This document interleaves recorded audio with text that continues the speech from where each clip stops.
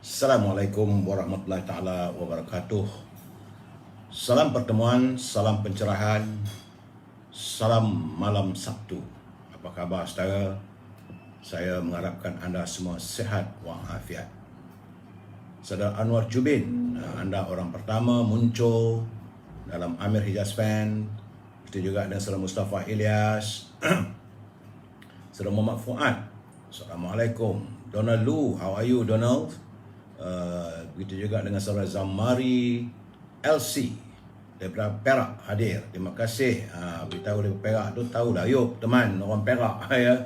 Begitu juga saudara Ejitan, saudara Ahmad Dali, Dr. Ahmad Umaizi. Waalaikumsalam. Doktor, how are you? Semoga sihat walafiat. Saudara Anwar Jubin, saudara Oyen gemuk. Oyen gemuk tapi nampak gambar kucing.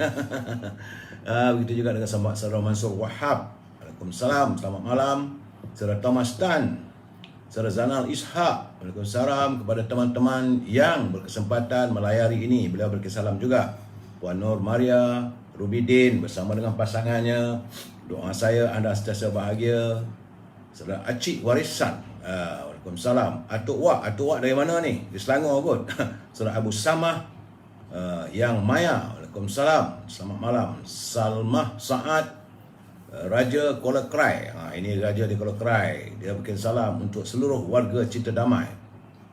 Begitu juga dengan saudara Norizan Said. Semoga dipermudahkan insya-Allah. Abdul Manap Yaakob, Abdul Razak dari Bacuk. Abdul Razak, sahabat saya ada buat perusahaan budu di Bacuk tu. Saudara Manlullah, saudara Arifin Abdul Halim, Zainuddin Syuhamid, Syuhaili Ahmad, Mak Nazir, Rizwan Wan, Pak Ngah, Syukur Jamil, Muhammad Fazil Deli, Mazuki bin Awang. Teh, apa khabar saudara? Salam Datuk, salam 10,000. Dan teman-teman yang tak sempat saya santuni, saya mohon maaf ya saudara. Kerana malam ni banyak juga isu yang harus kita utarakan. Dan insya-Allah akan saya santuni usai pencerahan malam ini. Saudara Puan Amimah Mokhtar. Waalaikumsalam. Baik saudara, seperti biasa saya harus memberi laporan. Saya juga tidak lupa untuk menyampaikan salam daripada sahabat kita daripada Kanga, saudara Muhammad Noh dari Kanga. Apa khabar saudara? Beliau bersama dengan grupnya selalunya katanya dia menonton bersama kawan-kawannya. Diharapkan orang Kanga sihat, no? Baik saudara, hari ini hari Jumaat tanggal 3 Disember 2021. Ia merupakan hari yang ke-624 COVID-19 menyerang bumi bertuah ini.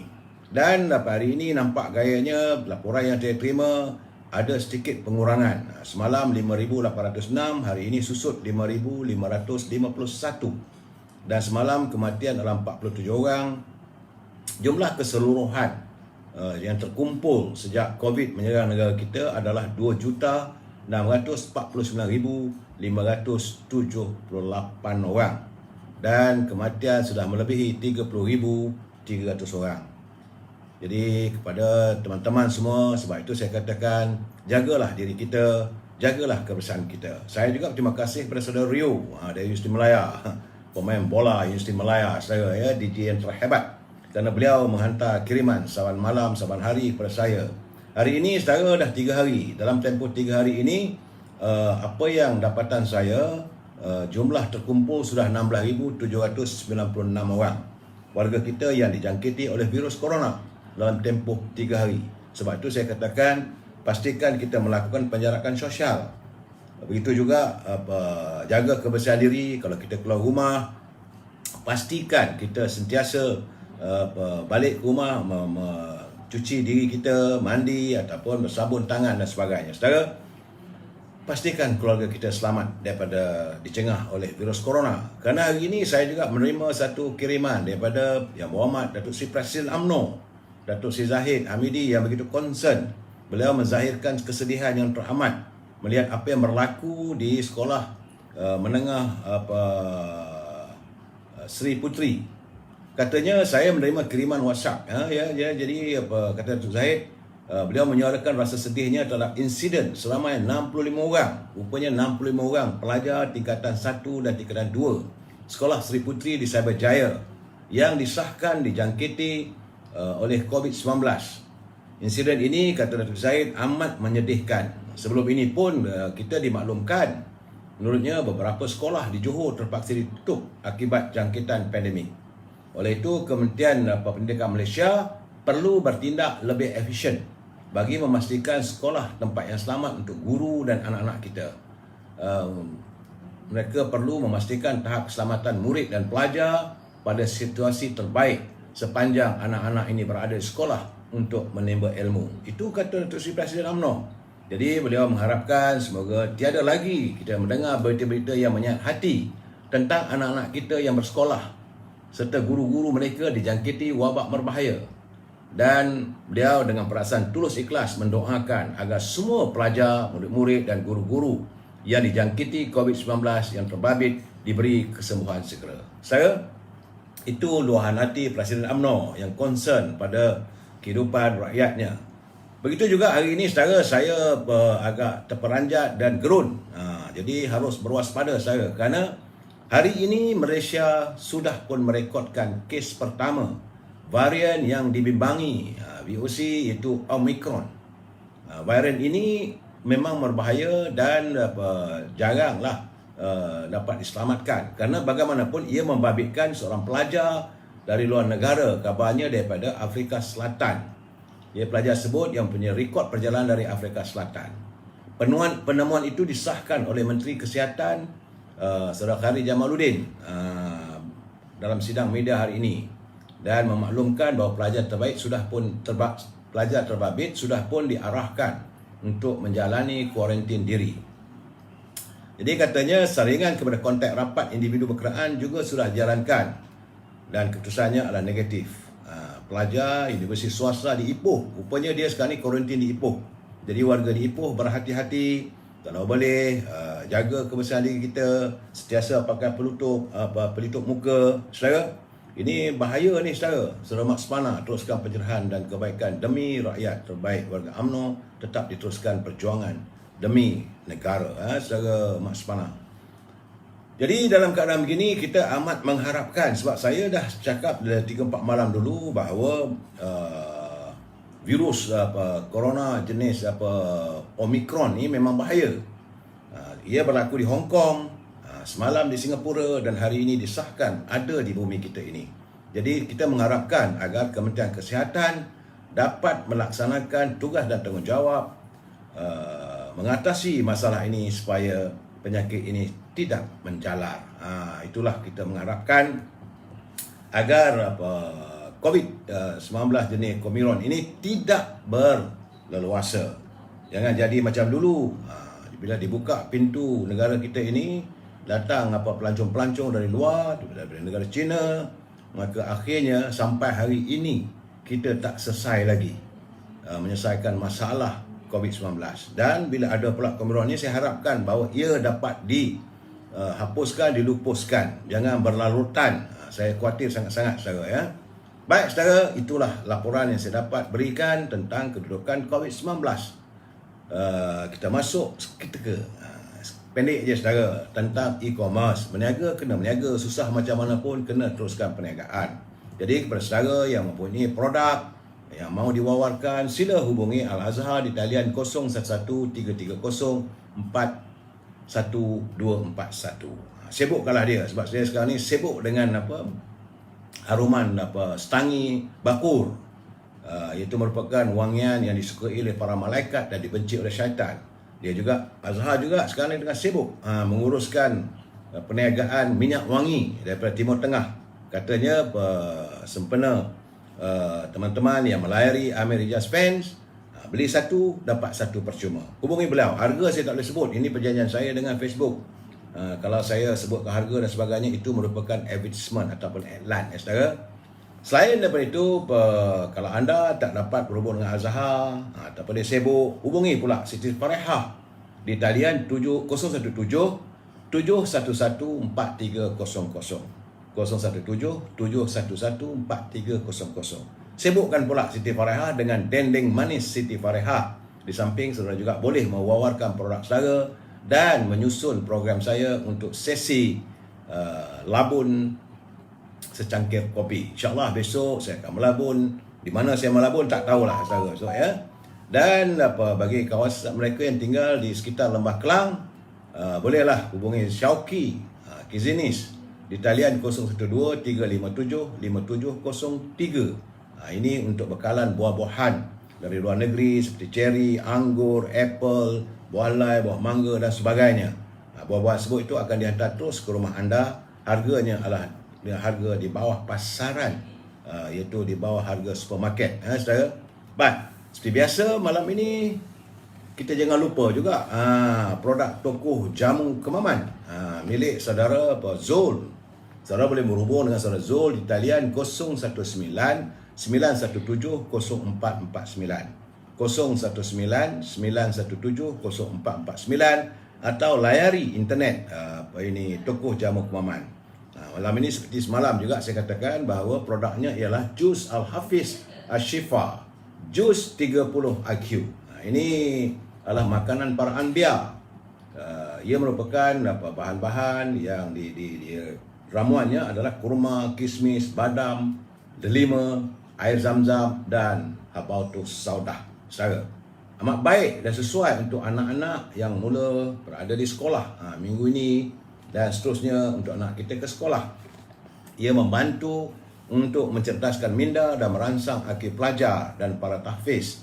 Ia turut membantu menguatkan ingatan dan merawat gejala mudah lupa. Sampai itu membantu meningkatkan stamina atau tenaga serta mengurangkan keletihan. Dia turut membantu melegakan bengkak dan sakit sendi serta sesuai makanan tambahan untuk diet dan menurunkan berat badan. Saudara, hubungilah Saudara Zul, tokoh jamu kemaman. Usai e-commerce. Selepas e-commerce kita masuk tazkirah singkat. Jangan lupa saudara. Kerana sepatutnya kita seharusnya janganlah mengikuti orang yang Allah lalaikan hatinya. Kerana Allah berfirman dalam surah Al-Kahfi ayat yang surah 18 ayat yang ke-28. Maksudnya, dan bersabarlah engkau duhai Muhammad bersama orang-orang yang menyeru Tuhannya pada pagi dan senja hari dengan mengharapkan keredaannya. Dan janganlah kedua matamu berpaling dari mereka kerana mengharapkan perhiasan kehidupan dunia. Dan janganlah engkau mengikuti orang yang hatinya telah kami lalaikan dari mengingati kami serta menuruti keinginan dan keadaannya sudah melewati batas. Ini ayat dari surah Al-Kahf ayat 18 ayat yang ke-28. Saudara, bagaimana Allah mengingatkan supaya kita jangan mendekati ataupun jangan terlalai dengan mereka yang telah Allah jauhkan hati mereka untuk mengingati Allah. Sungguhnya ini juga adalah perintah dari Allah untuk kita sabar dan sentiasa tawaduk bersama orang-orang yang tidak mampu, kekurangan, kesusahan, kemiskinan, namun mereka tetap taat dan sabar. Kerana baginda Rasulullah SAW ada menyebut dalam sabdanya, sesungguhnya Allah Azza wa Jalla telah mewahyukan kepadaku, kata baginda Rasulullah, hendaknya kalian saling merendahkan hati sehingga tidak ada seseorang berbangga-bangga di atas orang lain dan tidak ada seseorang yang menginaya orang lain. Itu pesan Rasulullah. Jadi kita harus berpegang pada ajaran. Ini adalah hadis riwayat Muslim, hadis sahih saudara. Baik saudara, sebagaimana usai kita masuk bab tazkirah singkat, kita masuk sedikit mutiara kata kiriman sahabat saya, saudara Ibil Hasan. Apa kata saudara Ibil Hasan? Katanya, hidup kita bukan tentang siapa yang terbaik. Saya, hidup kita bukan tentang siapa yang terbaik, tetapi tentang siapa yang mahu buat baik. Oleh itu, jika dizalimi, jangan fikir cara untuk membalas dendam, tapi fikirlah cara untuk diri jadi lebih baik dari dia. Semoga hari ini anda mendapat kebahagiaan. Terima kasih Saudara Hibil atas coretan mutiara katanya yang cukup berarti itu. Saudara, baik. Permulaan seperti biasa, salam impian moratorium dan pengeluaran wang kumpulan simpanan pekerja RM10,000. Ingat, kalau negara berbelanja tanpa had, maka negara akan muflis. Dia tak bagi keluar pun, kita akan sebut sawal malam sehinggalah ianya tuntas. Cucu saya pun dah masuk ni, nak masuk ni. Masuk cepat. Okey. Baik, saudara, tajuk perbincangan kita malam ini adalah 100 hari yang gagal. Panas saudara. 100 hari yang gagal. Sebelum saya menyantuni memberi pencerahan ini, kita santun dulu pantun Pak Nazil. Apa kata Pak Nazil? Goreng peria pucuk salam, lemak siput, udang kara. Hebatnya Malaysia, negara Islam. Arak diekspor ke luar negara. Salam itulah jenis pokok di mana pucuknya dibuat ulam. So, saya kata Pak Nazil ni, dia punya pantun ni banyak pengertian. Ayat-ayat yang digunakan, perkataan-perkataan yang digunakan kita tak jumpa. Baru kita tahu bahawa ada pokok salam, daripada pucuknya dibuat ulam. Kata Pak Nazil lagi, asyik bertingkuh pagi hari, duduk bersandar setentang lawan. Sudahlah angkuh perasaan diri, elok dihindar daripada berkawan. Asyik bertingkuh pagi hari, duduk bersandar setentang lawan. Sudahlah angkuh perasaan diri, elok dihindar daripada berkawan. Dia bertingkuh tu rupanya berbantah. Bukan bertimpuh saja, bertingkuh. Bertingkuh ni berbantah-bantahan ataupun bertengkar. Kemudian perasaan tu, perasaan lah, bermegah diri. Kau ni perasaan kot. Begitulah maksudnya. Terima kasih Pak Nazil. Dan tidak lupa juga pantun anak muda, yang hari ini dia menyantuni sekitar dalam 10-20 orang usahawan muda tani di kawasan Greek, iaitu saudara Nordin Malik. Beliau dari Perak Tengah. Perjuangannya adalah untuk perjuangan rakyat. Syabas saudara Nordin, teruskan usaha anda. Beliau berkirim pantunnya. Kata saudara Nordin Malik, pandai keris kerana seni, jangan disimpan atas gelega. Semakin sedih di hati ini melihat Perak miskin tegar. Jadi beliau menzahirkan rasa hatinya bila mendapat tahu warga Perak ramai yang menjadi miskin tegar. Katanya lagi, pagi-pagi ke Pekan Tampin, segak bergaya, nampak berseri. Usah diharap, kerja pemimpin, kita rakyat, usahalah sendiri. Jadi beliau seolah sudah rasa give up ataupun sudah putus asa dengan santunan pada pimpinan. Dan itu dia belum berseru, dia kata rakyat, usahalah sendiri, tak payahlah nak harap mereka. Jadi beliau mengajak teman-teman semua supaya kita berdiri atas tapak kaki kita sendiri. Selain Zainal Ishak, terbaik Pak Nazil di atas perkongsian pantun yang sungguh dalam maknanya.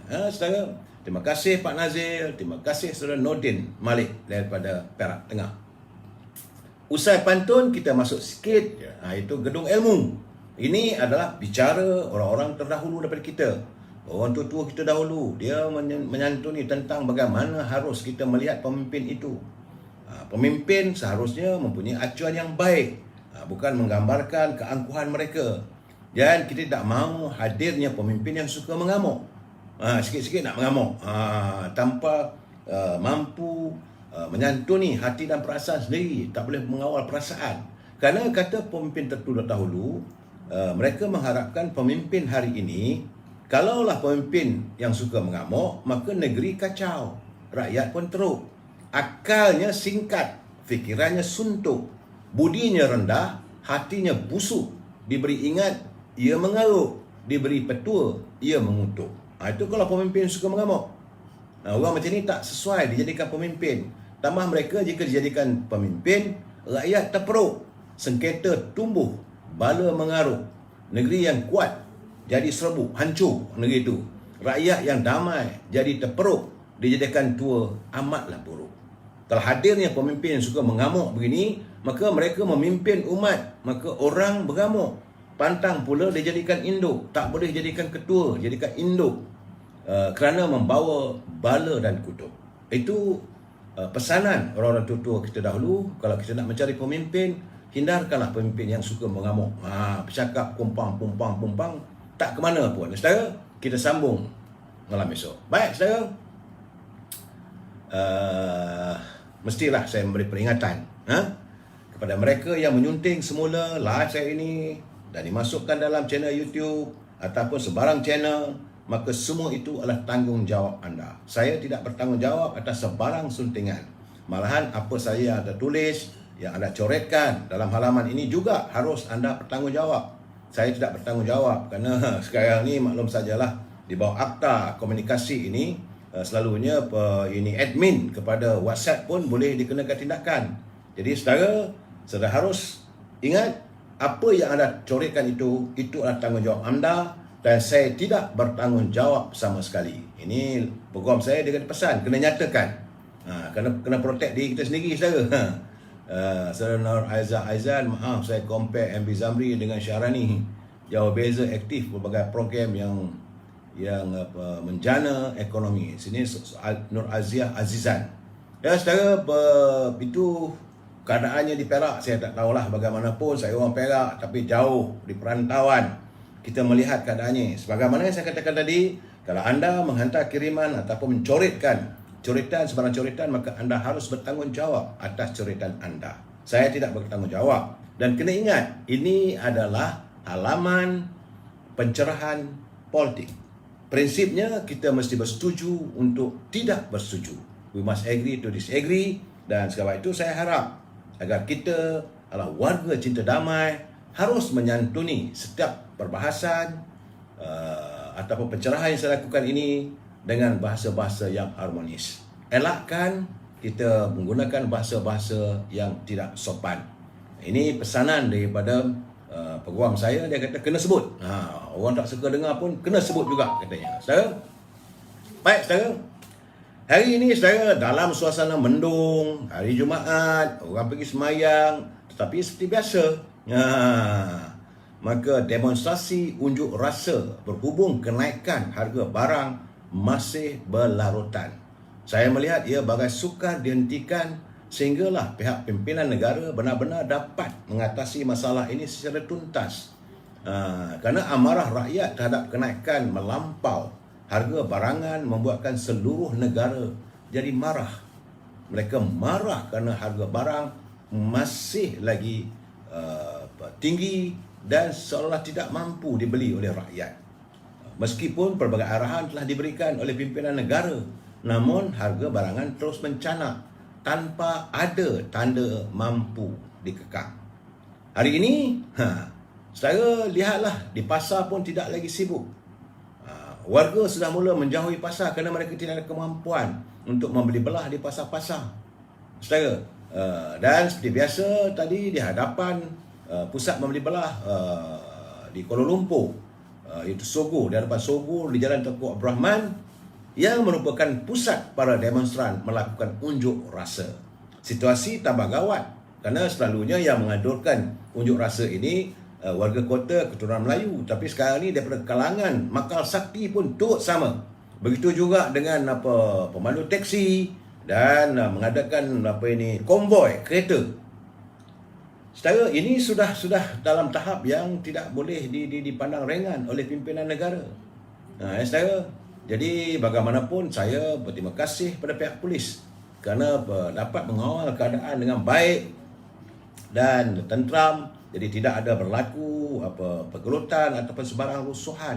Bagaimanapun, saya melihat demonstran melakukan tindakannya dan saya juga bersyukur kerana demonstrasi itu dilakukan.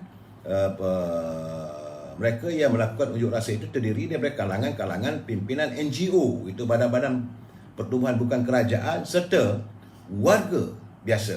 Ia tidak ditunggangi oleh pimpinan politik. Walaupun ada yang mengaku daripada Makal Sakti, mengaku daripada Pejuang, ada mengaku daripada Keadilan, mengaku daripada UMNO sebagainya. Tetapi inilah rakyat biasa. Dan kita mengharapkan biarlah, kalau mereka nak melakukan unjuk rasa itu, biarlah jangan ada campur tangan orang politik. Kerana kalau ada orang politik ni selalunya mereka mewujudkan situasi yang tegang. Dan akhirnya adalah pertempuran. Bila berlaku pertempuran, tidak harmonis jadinya. Saudara nak tunjuk unjuk rasa, apa plakat, kami minta agar harga barang diturunkan. Okeylah begitu. Sebagai unjuk rasa perasaan kita untuk menampilkan kepada pimpinan. Saudara. Dan hari ini saudara, saya melihat sebenarnya semua ini berlaku pertama sekali kerana bila barang mahal seperti ikan, sayur-sayuran, ini menampakkan bahawa pertanian kita, sektor pertanian kita sudah gagal. Jadi Kementerian Pertanian gagal membangunkan sektor pertanian. Jadi apa dah jadi dengan bumi hijau? Jangan lupa zaman almarhum Tun Razak dulu telah diwujudkan kempen bumi hijau. Rupanya tidak terlaksana. Kalaulah kempen bumi hijau itu dapat dilakukan, rasanya hari ini tanam-tanaman ataupun hasil pertanian tidaklah sesukar hari ini. Dan hari ini kita juga berada dalam zaman yang penuh dengan pelbagai krisis. Suka tak suka kena terima hakikat. Sebab itu pimpinan negara harus melihat kita kini berada dalam zaman yang penuh krisis. Bukan krisis dalam negara kita saja, di luar negara juga ia dijengah oleh krisis. Sama ada krisis politik, krisis ekonomi, perbalahan politik antara Amerika, China, Perancis, Britain dan sebagainya. Kemudian nilai mata wang kita semakin menurun. Manakala harga barangan keperluan terus naik melambung. Pendapatan bulanan pula bukan semakin meningkat, malah semakin berkurangan. Dan ada yang hilang pekerjaan, hilang pendapatan. Kesannya sekarang ini kita melihat bahawa di samping berada dalam situasi inflasi, kita sudah pun memasuki suasana hyperinflation, iaitu kadar inflasi yang cukup tinggi. Dalam keadaan seperti ini kita perlu bijak. Jadi pimpinan negara perlu bijak merangka situasi resolusi ataupun solutions. Dan kita juga sebagai ketua keluarga juga harus merangka bagaimana kita nak meladani ekonomi keluarga kita supaya tidak terjebak dalam kehidupan lebih sukar lagi saudara. Kerana itu perbelanjaan yang kita gunakan harian itu perlulah ditentukan secara berhati-hati. Saya seringkali mengingatkan saudara, buy what we need is not buy what we want. Kita membeli keperluan yang kita perlukan, bukan keperluan yang mengikut kehendak kita. Begitu juga pimpinan kerajaan. Tetapi saya melihat dengan macam-macam kebejatan berlaku, pelantikan orang tu, lantik orang ini, tambah lagi kos negara, rakyat bertambah susah. Saya melihat bahawa prinsip berbelanja, berhemat ini tidak terlaksana. Ini keadaannya saudara. Sebab itu kita mengharapkan supaya dalam suasana hari ini rakyat, pimpinan negara lebih berhati-hati menangani ekonomi yang sudah memasuki hyperinflasi ini, saudara. Dan terus terang saya katakan pendapatan negara semakin merosot. Semalam saya telah memberi gambaran bagaimana suasana di bursa saham yang merupakan petunjuk ekonomi. Bursa saham merudum, nilai mata wang kita sekarang ni terus RM4.20 lebih rasanya dan akan turun lagi. Dan nilai wang kita semakin kecil. Bila nilai wang kita semakin kecil, tentulah ekonomi kita semakin buruk. Jadi seharusnya pimpinan negara lebih berhati-hati. Yang sekarang ni kita mengharapkan agar pimpinan negara yang kita mahu agar mereka mencari solution ataupun solusi. Jadi taruhkan jadi fokus. Bukan fokus kepada masalah, bukan tengok masalah itu, tetapi macam mana nak menyelesaikan masalah itu. Harus dibincangkan. Saudara, sebab itu hari ini akhirnya saya melihat kenyataan mantan Perdana Menteri Tan Sri Muhyiddin yang dilantik sebagai pengerusi Majlis Pemulihan Negara mengakui bahawa indeks harga pengeluar itu IHPR ini sudah melonjak naik pada bulan September 2021. Jadi kenaikan ini tentulah mengheret negara untuk berada dalam keadaan inflasi. Jabatan Perangkat Malaysia juga telah mengeluarkan indeks harga pengeluar Malaysia, iaitu kos untuk mengeluarkan barangan keperluan bagi bulan lalu. Kebiasaannya apabila kos pengeluaran ini meningkat, maka harga pengguna akan turut meningkat. Jadi indeks pengeluaran naik 10.6% pada bulan April tahun ini. Dan hari ini indeksnya mencatat kepada 31.1%. Kos komoditi seluruh dunia naik sebab stok dah kekurangan. Dan lockdown separuh masa yang kita lakukan yang begitu lama menyebabkan sebilangan pengeluar tidak lagi mampu bertahan dan mereka menutup operasi yang mengakibatkan hilang pekerjaan. Nilai ringgit menjunam daripada USD $1 kepada RM4 kepada USD $1 bersamaan dengan RM4.23. Tinggi saja. Saya bagi contoh beginilah, kalau kita beli beras tu sekilo $1, dulu kita bayar RM4, hari ini sudah naik RM4.23. Itu harganya kalau mengikut pertukaran wang asing. Begitu kenaikannya, peningkatan dari segi pertukaran wang asing. Sebab kita membeli makanan, boleh dikatakan 90% keperluan makanan kita beli daripada luar negara. Dan ini kalau tidak dapat ditangani oleh Menteri Kewangan, tentulah kita akan berada dalam suasana yang lebih tenat lagi. Tambah pula dulu kita ada sistem GST. Bolehlah juga dikawal harganya. Sekarang ni tak ada GST. Dah ada masuk SST sejak Pakatan Harapan memerintah. Mereka dulu kata ada GST, barang naik. Sekarang ni macam mana? Inilah keadaan saudara. Kadang-kadang saya terfikir, apakah tidak mungkin kenaikan harga barangan di pasaran ini ia juga merupakan agenda tertentu pihak pembangkang pasca kemenangan Barisan Nasional di Melaka. Saya cuma terfikir tadi saudara, kerana setelah BN menang 2/3 majoriti dalam pilihan negeri Melaka, isu harga barangan naik secara mendadak. Dan ia disensasikan pula dengan perkataan Barisan Nasional perintah barang naik. Sedangkan mereka tahu kerajaan hari ini bukan kerajaan Barisan Nasional yang menang di Melaka. Saudara, ini keadaan yang saya lihatlah. Jadi mereka sini sekarang ni pimpinan parti-parti yang bukan bersama dengan UMNO Barisan Nasional, mereka membina persepsi negatif terhadap Barisan Nasional. Sebab itu saya katakan Yang Amat Berhormat Datuk Seri Ismail Sabri harus melihat perkara ini secara tuntas. Jangan pandang sambil leka. Anda adalah naib Presiden UMNO. Anda bertanggungjawab. Jangan lari dari bertanggungjawab menjaga nama baik UMNO. Apa yang anda lakukan kalau anda tidak dapat menangani masalah ini, yang terpaliknya pada UMNO. Rakyat akan menyalahkan UMNO. Jadi sebab itu saya menuntut sama malam, saya kata Yang Amat Berhormat Perdana Menteri harus melihat perkara ini secara serius. Saudara. Okey, kita berhenti sikit dulu tentang harga barang makanan. Kita masuk sedikit. Saya harus melaporkan bahawa hari ini Mahkamah Rayuan telah pun bersedia mendengar rayuan berhubung kes SRC Datuk Seri Najib.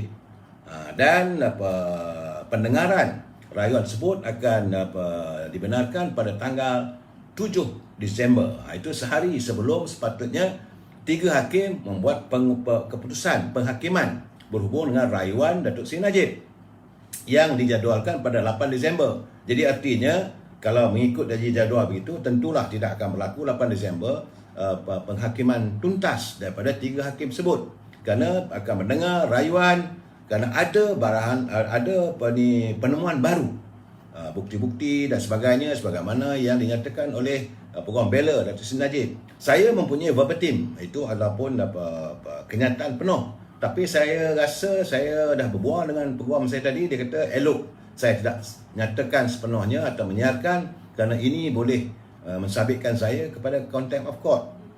Dia kata kalau nak terangkan biarlah selepas penghakiman dibuat, boleh, sebab saya dah penuh sepenuh-penuhnya kenyataan daripada peguam bela itu Tan Sri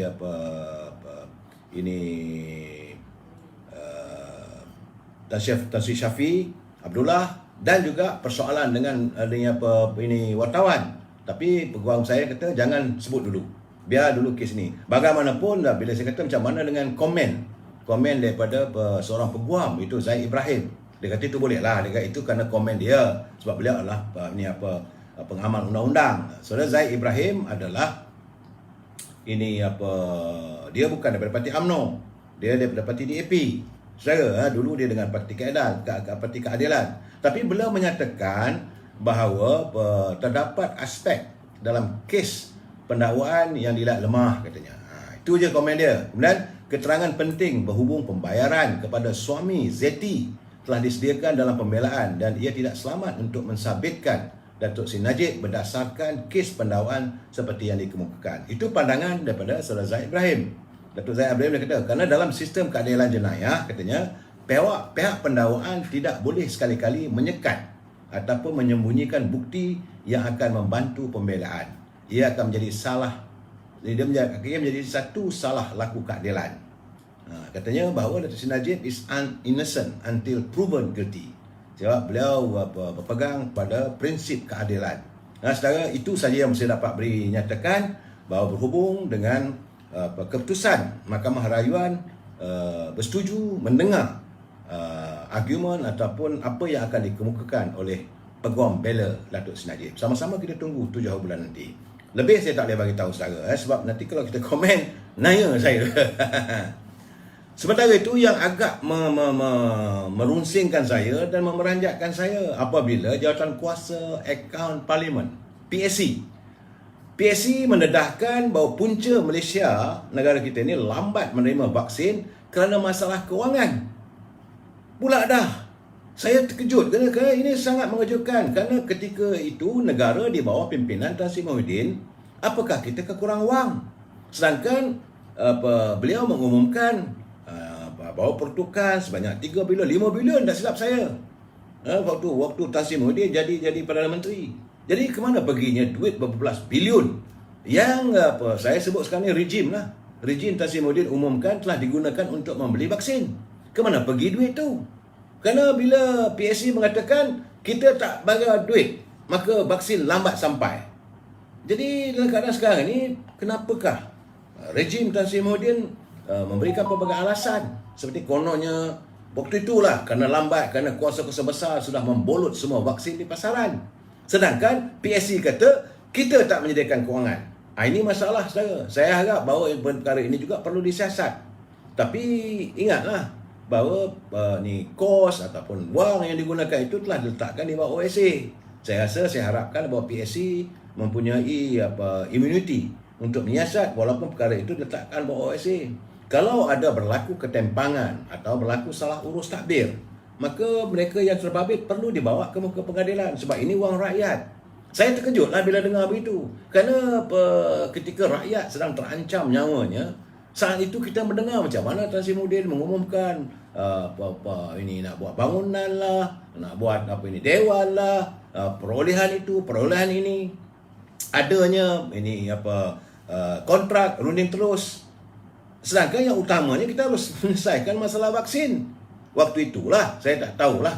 Saya harap kesan daripada kita itu, kata ini mengakibatkan kadar kematian kita agak tinggi. Itu kadar saudara. Razali Samad 20k kira SP. Saya tak tahu 10k pun tak dapat saudara Razali, apatah ini lagi dengan 20k. Wallahu a'lam bisawab. Aduhai. Janganlah pula saya suruh saya menyuarakan permintaan yang 10,000 kita minta pun tak selesai lagi saudara Razali. Baik saudara. Semalam, ini kita masuk bab politik. Ini serius saudara, panas ni. Semalam Yang Amat Berhormat Perdana Menteri bertemu dengan ketua-ketua UMNO bahagian di Negeri Selangor. Jadi dalam pertemuan itu, khabar yang saya dapat katanya ada beberapa ketua bahagian yang menimbulkan meminta supaya pemilihan UMNO didahulukan sebelum pilihan raya umum yang ke-15 diadakan. Malahan ada sebut nama tu, nama ini dan sebagainya. Jadi ngerti sekarang ni kita faham kenapa pertemuan itu diadakan. Tapi persoalannya, apakah masih ada lagi drama perebutan jawatan dalam parti di saat kita dah susah menghampiri pilihan raya? Ni sebulan lagi masuk tahun 2022. Kalau mengikut jeda waktu yang ditetapkan oleh pihak ini Pakatan Harapan, perjanjian MOU, persefahaman MOU-nya adalah bulan Julai. Kita dah menghadapi sekarang ni nampak balik berantakan dalam parti UMNO. Saya tak tahulah. Kerana ada beberapa orang ketua bahagian minta diadakan pemilihan. Saya tahu tujuannya lain tidak bukan kerana dari dulu lagi mereka berusaha, ada certain kumpulan yang mahu menumbangkan Presiden UMNO. Saya dah bercakap berkali-kali, yang kita hormati adalah kerusi Presiden tu. Kalau boleh jangan digugat. Apakah nanti kalau ada orang lain jadi Presiden, boleh digugat lagi, satu budaya nanti UMNO tidak akan stabil. Saya jangan lupa, punca kita kalah, UMNO Barisan Nasional kalah tumbang kepada Pakatan Harapan tempoh hari, selain daripada Najib sentrik adalah kerana apabila Dr. Mahathir, Tan Sri Muhyiddin bawa keluar, tubuhkan parti PBM dan bergabung dengan parti keadilan dan menubuhkan Pakatan Harapan. Warga UMNO berpecah. Jadi dalam keadaan sekarang ni, bila kita berpecah, apakah ketua-ketua bahagian ini kalau betul lah nak diadakan, mereka yakin bahawa mereka boleh menang? Saya mendapat juga pandangan daripada ahli akar umbi. Beberapa ketua bahagian akan disingkirkan daripada jawatannya sebagai ketua bahagian. Nanti tak sangat ada pemilihan, bila diadakan pemilihan tiba-tiba anda sendiri koyuk. Ini keadaannya. Dan paling penting sekarang ni harus dilihat bahawa banyak sangat ke kursi di Selangor itu yang UMNO boleh menang. Sehingga kan mesti jadi ketua bahagian, sebab dia jadi ketua bahagian boleh jadi calon di Wakil Rakyat. Boleh menang ke di Selangor? Jadi sebab saya kata sedar dirilah. Jadi pimpinan UMNO di Selangor ni elakkanlah untuk menimbulkan polemik politik yang tak menentu. Sedar diri bahawa UMNO huyup di Selangor. Berapa kursi aja yang ada. Dan walaupun Tan Sri Norma kata kalau nak menang kita bersama dengan Muafakat Nasional, dengan PAS, boleh ke? Dan sekarang ini PAS tak bersama dengan kita. Siapa calon Menteri Besar Selangor? Siapa calon pemimpin yang ada di Selangor untuk ditonjolkan? Sekena sedar diri. Jadi pemimpin UMNO di Selangor ni, saya minta maaf lah dalam keadaan sekarang ni, yang beria sangat nak wujudkan pemilihan dalam parti untuk apa? Saya tahu bahawa anda merasakan bahawa anda tidak akan selamat. Sebab Presiden dah menyatakan bahawa kita akan melakukan islah kepimpinan, bahawa calon-calon muka baru akan diturunkan. Ini saya, kalau saudara bertanya dengan saya, ketua bahagian yang tak sangat pemilihan UMNO, besar kemungkinan mereka akan dilawan di kawasan sendiri. Silap-silap pula mereka juga terkubur. Jadi tak habis-habis drama UMNO berlawan sama sendiri ini berterusan. Inilah masalahnya. Kena banyak pihak bertanya pada saya, apakah dengan 100 hari yang gagal ini mampu Datuk Seri Ismail Sabri memimpin UMNO Barisan Nasional mencapai kejayaan dalam PRU 15 akan datang? Kalaulah betul nak adakan pemilihan, okey, menanglah Datuk Seri Ismail Sabri sebagai Presiden UMNO, bolehkah dia memimpin sebagai pemimpin nombor wahid UMNO untuk masuk ke gelanggang untuk bertemu dalam pertembungan pilihan raya umum ke-15? Saya kata kena sedar diri, saudara. Kita harus melihat, saudara, ini saya cakap, kita harus melihat apa yang dialami dalam Pakatan Harapan. Mungkin sekadar satu political tactical ataupun taktik politik. Jadi jangan ingat bahawa mereka dalam Pakatan Harapan bercempera. Jangan, saudara. Sebab itu saya kata jangan kita tersasar, jangan kita tersilau dalam kilauan. Saya berpesan pada warga UMNO, kerana saya merasakan untuk memenangi hati pengundi dari kalangan warga Melayu ni sekarang ni, memang pun Datuk Seri Anwar Ibrahim sudah pun memulakan mengukurkan jajaran baru politiknya, memisahkan diri Pakatan Rakyat ataupun Keadilan dengan DAP. Sebab dia tidak mahu lagi dilihat bersekongkol dengan DAP, kerana stigma ataupun doktrinasi kebencian terhadap DAP yang telah ditanam sebegitu lama masih sukar untuk diubah. Jadi Parti Keadilan sekarang ni nak ambil sokongan daripada orang Melayu, dia kena dilihat memisahkan dirinya dalam persekongkolan dengan DAP. Dan penyatuan amanah bersama PKR, saya rasakan ini merupakan satu penyatuan sebagaimana mewujudkan Muafakat Nasional. Tempat amanah itu sebenarnya tempat PAS, tapi amanah sudah berada di situ untuk menarik sokongan warga melalui Islam di kawasan Pantai Barat. Saudara kena lihat benda begini. Walaupun hari ini Datuk Salihuddin Ayub dia kata tak ada pun perbincangan tentang penyatuan antara PKR dengan amanah. Saya kena lihat kenyataan itu tiada lagi dibincangkan, bukan tak ada. Jadi kita juga kena fikir daripada 81 kerusi Dewan Undangan Negeri Sarawak.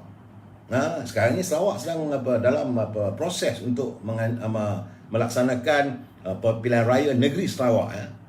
Saya lihat kenyataan Datuk Seri Anwar Ibrahim. Dia kata daripada 81 kursi itu Parti Keadilan cuma bertanding 28 kursi saja. Selebihnya terpulang pada DAP, Amanah dan parti-parti yang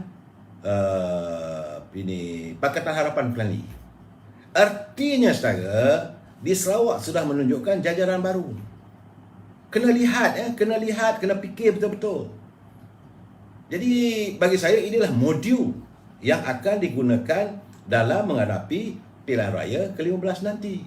Sebab itu, warga UMNO, orang UMNO Selangor khususnya, jangan mengukur kejayaan kita yang memenangi 21 kursi dalam pilihan raya di negeri Melaka itu sebagai modal ampuh untuk terus menggamit keyakinan warga satu Melaya memberi sokongan kepada UMNO. Perlu diingat, Melaka cuma ada 6 kursi parlimen saja. Kita tak akan lagi mengadakan pilihan raya negeri.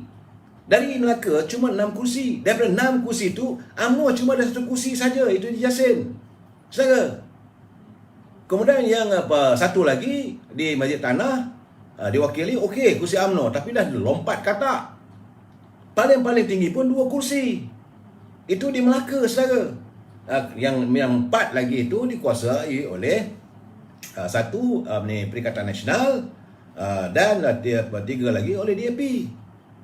Jadi jangan kita ingat kemenangan di Melaka itu adalah satu modal. Maka rakyat sudah pun bangkit menyokong UMNO Barisan Nasional. Sebab itu Presiden mesti disingkirkan. Jadi saya kata saya tidak berterima kasih pada usaha yang dilakukan oleh Presiden UMNO. Saya bukan nak mempertahankan beliau, tetapi jajaran yang sebegini merosakkan parti. Saya melihat benda-benda macam ini di saat kita menggembeling tenaga, penyatuan, tiba-tiba diwujudkan permalahan sesama sendiri. Jadi timbul masalah, saudara. Jadi saudara jangan lupa, semalam saya dah bercakap. Dulu sebelum pilihan raya umum yang ke-13, UMNO menang besar waktu bertanding di Ijuk. Calon daripada UMNO Barisan Nasional MIC menang menumbangkan Tan Sri Khalid Ibrahim di Ijuk. Tapi bila datang pilihan raya umum yang ke-13, Uyup Selangor, licin licau. Begitu juga apa yang berlaku di sebelum pilihan raya yang ke-14. Saudara, kita mengadakan pilihan raya kecil. Di mana? Di Kuala Kangsar dan di Sungai Besar. Semalam saya dah bercakap. Kuala Kangsar, calon kita Datuk Mastura berjaya menang hebat di Kuala Kangsar. Kemudian kita menang juga di Sungai Besar, Datuk Budiman. Tapi apa berlaku? Bila datang pilihan raya yang ke-14, Uyup Barisan Nasional. Tak pernah berlaku dalam sejarah selama 60 tahun. UMNO yang dilihat sebagai parti pemerintah akhirnya terpaksa menyerah kalah kepada Pakatan Harapan. Jadi orang-orang politik ni yang masih nak berpolitik ni sudahlah. Santunilah, jangan dicakap lagi soal nak bertanding apa semua, biarlah selepas pilihan raya. Saya tahu ramai di kalangan ahli-ahli parlimen yang ada hari ini sedang mengukur ataupun menganjurkan agar Presiden UMNO ditukar. Kerana mereka sudah merasakan ini adalah gangguan tidur mereka saban malam. Kerana saya yakin ramai di kalangan ahli parlimen ini akan digugurkan. Dapatan saya paling-paling kurang pun 5 orang tu memanglah huyuk. Memang tak ada tempat di hati Presiden sebab dilihat mereka tidak melaksanakan tugas dan apa-apa untuk mengukuhkan UMNO. Jadi pertemuan yang diadakan di Selangor semalam antara Perdana Menteri dan ketua-ketua bahagian itu janganlah sama sekali bermotifkan untuk Perdana Menteri mengukur ataupun mencari upaya untuk mendapat jawatan sebagai Presiden UMNO. Saya cakap terus terang, betul. Sebab itu kita lihat sekarang ni dilantiklah bini Ketua Perhubungan UMNO Negeri Kedah, Datuk Jamil Khair. Lepas itu dilantik pula ketua bahagian di Pasir Putih, tak silap saya. Jadi duduk chairman sana, chairman sini. Ini ada scheme of thing. Jangan lupa, scheme of thing Tan Sri Muhyiddin gagal untuk mempertahankan dirinya sebagai Perdana Menteri. Jadi saya mengharapkan Datuk Ismail Sabri jangan mengulangi apa yang dilakukan oleh Tan Sri Muhyiddin. Akhirnya anda juga akan gagal. Hari ini Presiden UMNO begitu terbuka hatinya, tak ada masalah, kita tak kacau. Bila pilihan raya nanti teruskanlah, peganglah jawatan Perdana Menteri. Tapi kenapa berasa takut pada diri sendiri? Yang paling penting sekarang ni, kita harus melihat bahawa tuntaskah beliau menyantuni kehidupan rakyat selama 100 hari. Saya mampukah? Yang saya nak tanya sekarang ni, sepanjang Yang Amat Berhormat Datuk Seri Ismail Sabri jadi Perdana Menteri, mampukah beliau menunaikan janjinya untuk memberi moratorium 6 bulan tak akru sebagaimana yang dilafazkan waktu beliau mula-mula megang jawatan.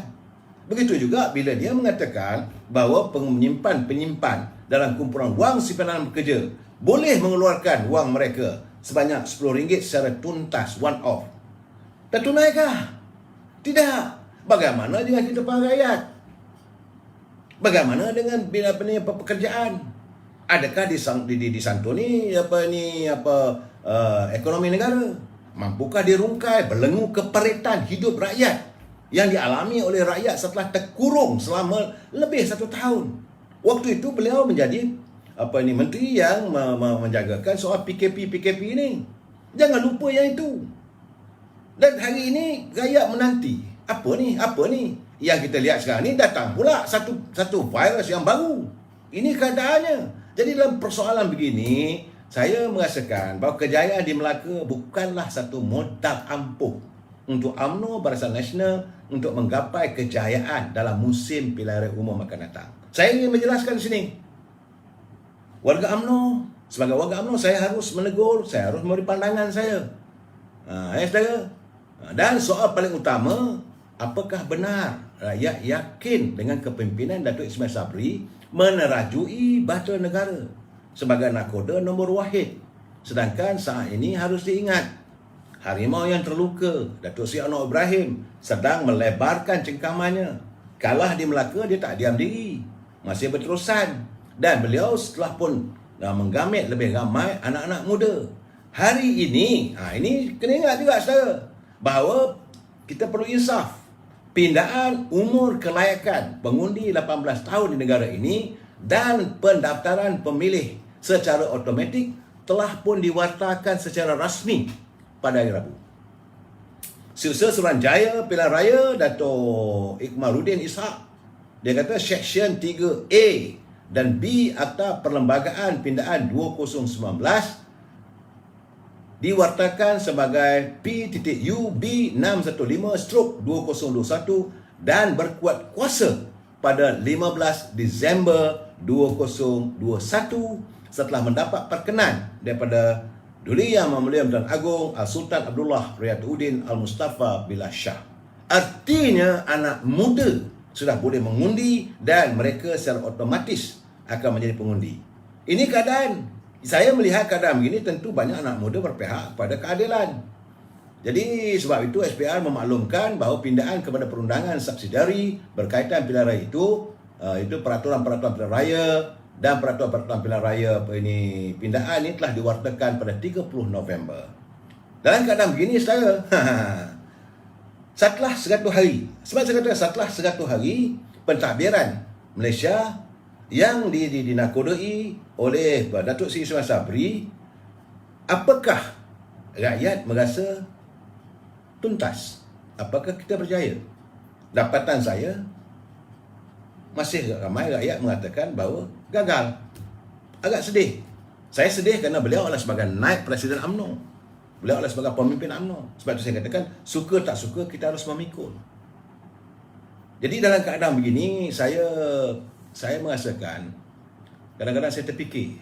Saya terfikir dulu sebelum pelantikan Datuk Ismail Sabri sebagai Perdana Menteri, adalah awal-awal mengatakan yang Bapak Mulia Tengku Razali Hamzah yang sepatutnya menjadi interim Prime Minister. Saya tahu apa yang sedang digarap waktu itu oleh Yang Berhormat Tengku Razali Hamzah.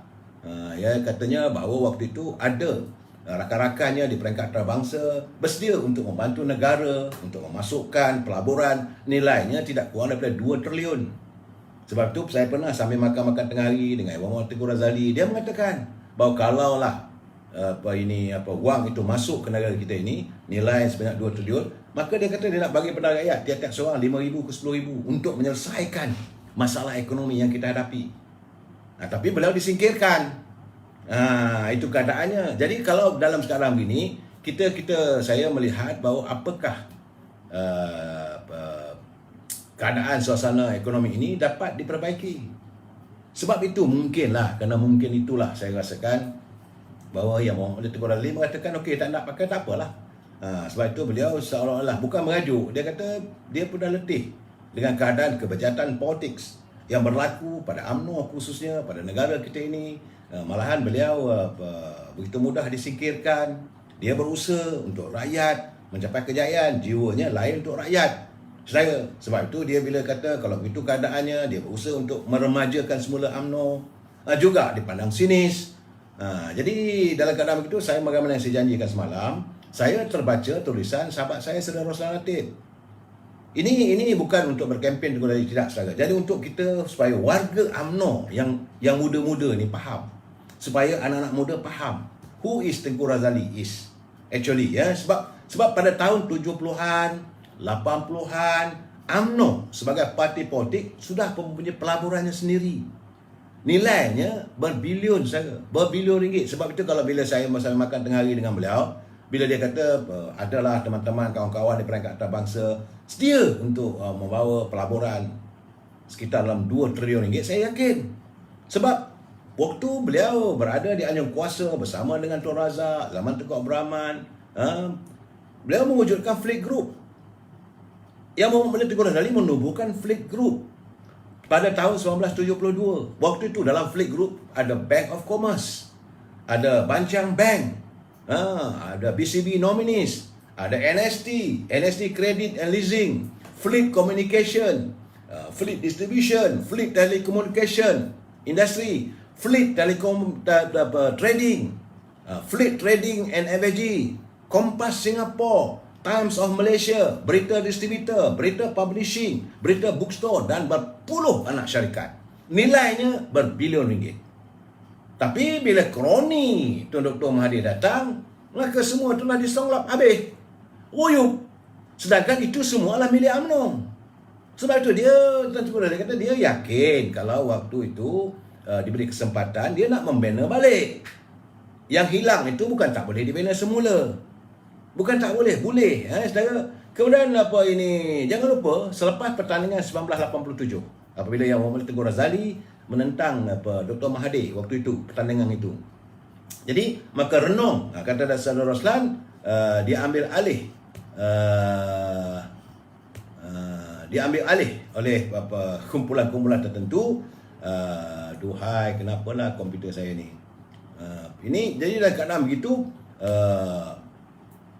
nilai renung dibeli dengan harga 720 juta, sedangkan nilainya berbilion dalam Fleet Group.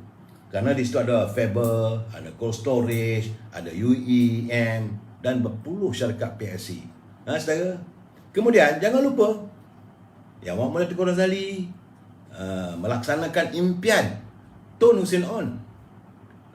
Di mana alih-alih biasa UMNO ada KUB. Kooperatif usahawan Bumi Putra, KUB lah, KUB Berhad. Ini yang dimau, dan waktu itu Tun Hussein On kata dia nakkan juga wujudkan pada tanggal 7 bulan 7 tahun 77. 7/7/77 yang diusahakan oleh Tengku Razali Hamzah. Dan KUB memiliki hampir 1.5 bilion assets. Kerana di bawah KUB ada pemodalan,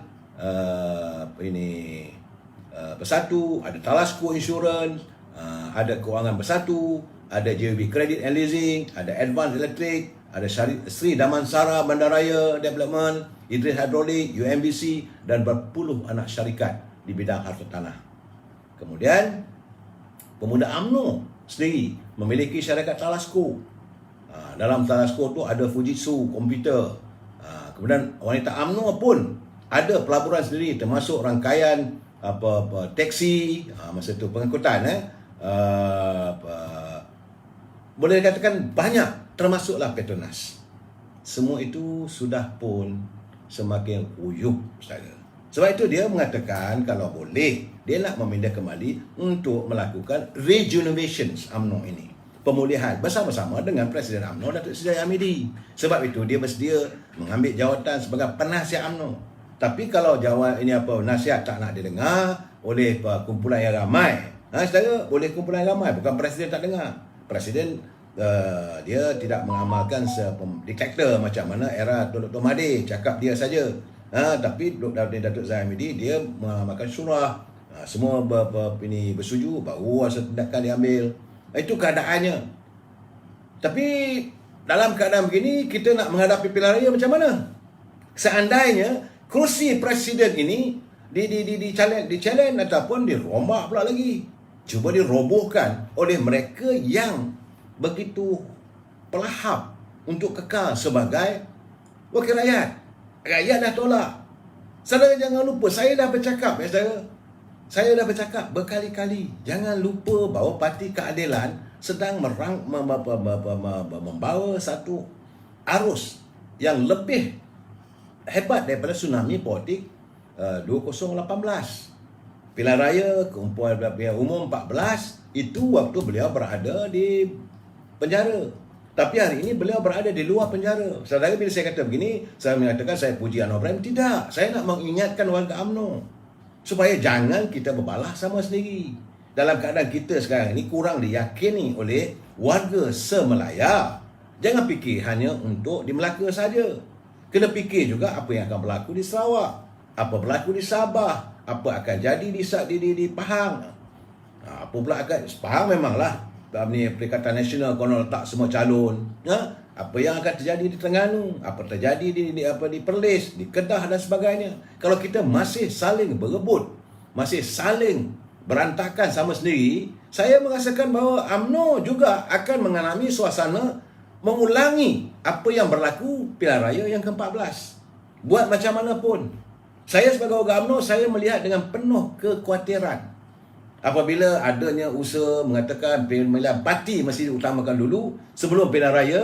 Saya terus terang saya katakan, dalam keadaan sekarang ni, orang yang menganjurkan, orang yang mencadangkan itu adalah mereka yang tidak yakin pada diri mereka sendiri bahawa mereka akan dipilih semula.